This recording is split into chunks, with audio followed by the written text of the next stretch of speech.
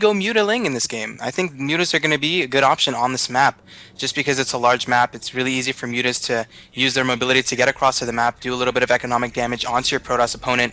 But I mean, knowing the playstyle of Hyun, honestly, I would predict 3-base into Roachling again. That's what he's been doing a lot in his EVPs, and I'm interested as well to see what kind of 2-base pressure or possibly a 2-base all-in Vines might go for. Definitely has that +2 Blink Stalker Yeah. in his notebook. I'm just pretty much waiting to see when he's going to pop that out. Yeah, and he is up 1-0, so that does leave some breathing room for him. He may be like, okay, I'm up 1-0, let's do some sort of all-in and see if it pays off for me. And at the same time, you mentioned a possible strategy from Hyun.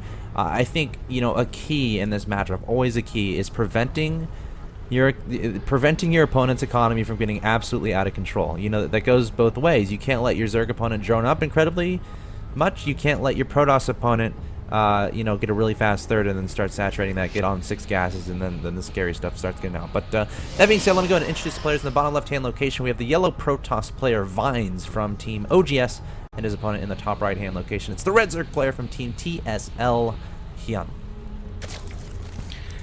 Yeah. So back to the question I asked earlier, what do you think is the right composition that Zerg players would be able to open with on this map? I was mentioning Mutas. Do you think that's a better option just because of the little ramps that lead into the natural as well into the third? Because the destructible rocks are obviously going to be in the way where force fields can be very, very prominent. So the thing is, I would be recommending Mutas. What do you think about Mutas on this map? The scary thing about Mutas is, of course, there's that timing when you're investing a lot into that tech. So, like, I don't necessarily think it's a good idea to rush for Mutas off of 2 or 3 bases, but maybe after getting roaches and lings out, after pressuring your opponent's third with those roaches, getting a nice cost-efficient trade, and then tech switching over to Mutas, I think that might be okay. But as far as going for quick Mutas, I feel like there's a lot of timings from the Protoss player that really exploit that, and you're gonna die a lot of the time if you try to go for Mutas, and then of course you're playing a Protoss player who dabbles with the all-ins, which all Protoss players do end up doing. Yeah, I agree with that. I think a Roach transition into Mutas, or a Roach then transitioning into Mutas would probably be a better option. Okay, so let's go ahead and look at what Hyun is doing. Looks like he did open up with a pool first, I believe. Yes, he did. And he's going to take that third expansion very, very early, which would be his third. Going to use it as a natural. So he's going to be on 3-base roughly quickly unless he decides to make me look like a fool and just not take that natural expansion. But Hyun, not going to open up with gas. Very, very standard so far from Hyun. Yeah. And quick look back at Vines' expansion. Looks like his expansion is about 80% completed with the Forge as well as the Gateway. Nice little wall off. Also really, really nice cannon placement there. Gonna kind of hug against the Gateway, possibly put another building to the left of that.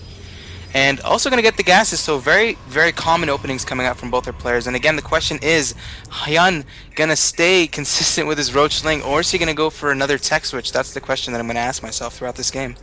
Yeah, pretty standard play thus far from both these players. We're approaching that point where we start seeing the deviations, of course. Once you actually get some units on the field to deny scouting from your opponent is when you start seeing deviations in the opening build order. So we'll have to keep an eye on that. Looks like Hyun again going for that 3-hatch opening. Still no gas just yet. Again, pretty darn standard, and we're gonna have to look at the chrono boost as well from Vines. Looks like he doesn't have much, so it's not like he's saving a lot of chrono boost to use on his Cybercore, on his Forge, but there we go, just now starting +1 ground weapons. Might start using all of his chrono boosts on that. We'll have to keep an eye on that. But yeah, also something important to note, there's no probe on the map anywhere. That always concerns me. I feel like all Protoss players should at least try just to nudge your probe in some corner somewhere, just in case you decide to go for some sort of 2-base pressure play. But Vine's just going to open up with that Stalker again. And does he keep guys on gas? Yep, keeping guys on gas for now. So, it is a little bit different from last game, but he is getting that Stalker out first just to try to get some map control.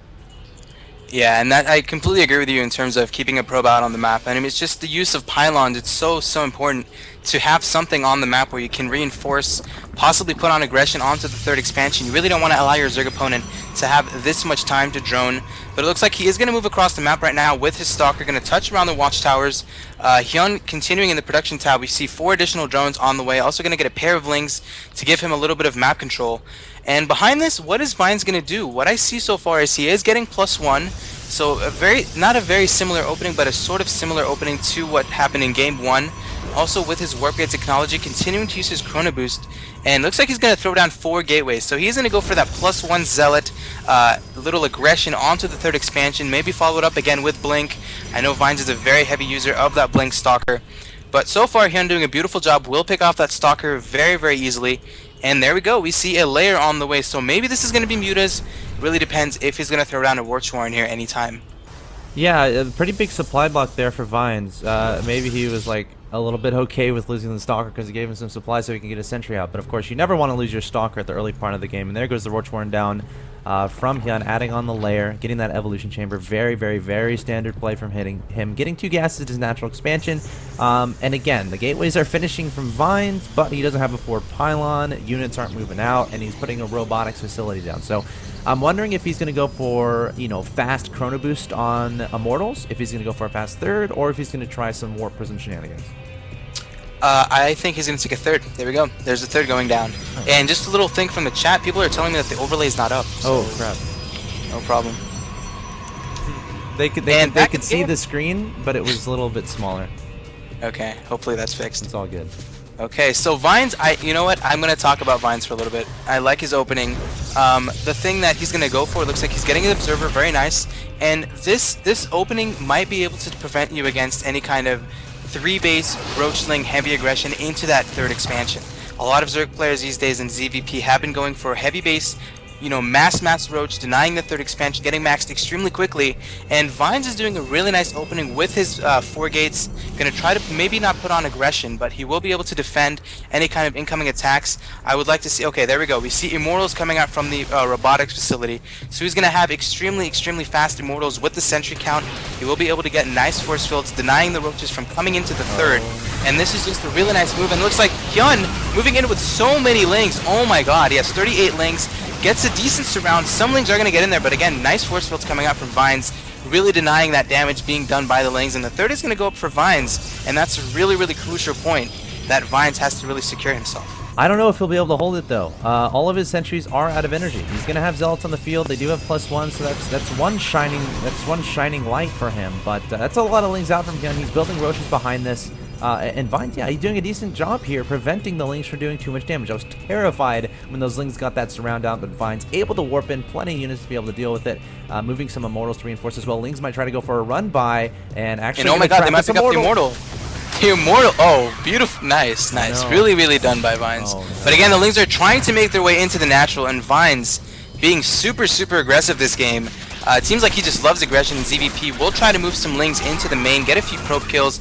But behind this, he's just making Roaches, and Roaches moving into the 3rd expansion of Vines. Vines completely caught out of position, even has some probes idled between the natural and the 3rd.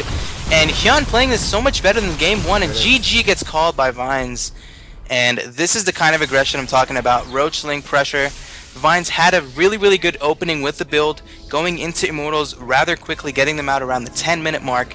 But the problem is the Lings went into the natural, into the main. Vines completely took all of his units and just wasn't able to defend at 2 fronts. And Hyun overall just played a much more solid game.